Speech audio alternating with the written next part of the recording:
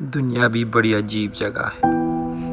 جب چلنا نہیں سیکھا تھا تو کوئی گرنے نہیں دیتا تھا، اور جب سے چلنا سیکھا ہے تو قدم قدم پر لوگ گرانا چاہتے ہیں۔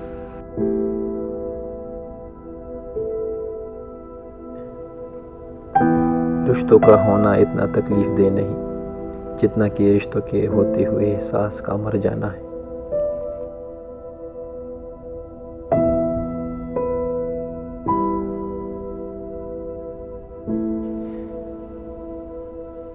وہ احساس بہت ہی الگ ہوتا ہے جب اللہ کی محبت کو محسوس کرتے ہوئے آنکھوں سے آنسو بہنا شروع ہو جاتے ہیں۔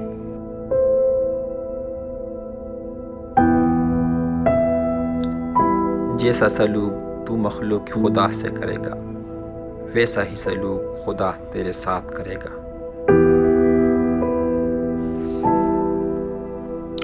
قدر تو وہ ہوتی ہے جو کسی کی موجودگی میں ہو، جو کسی کے بعد ہو اسے پچھتاوا کہتے ہیں۔ درخت اپنا پھل خود نہیں کھاتے، دریا خود اپنا پانی نہیں پیتے۔ پتہ ہے کیوں؟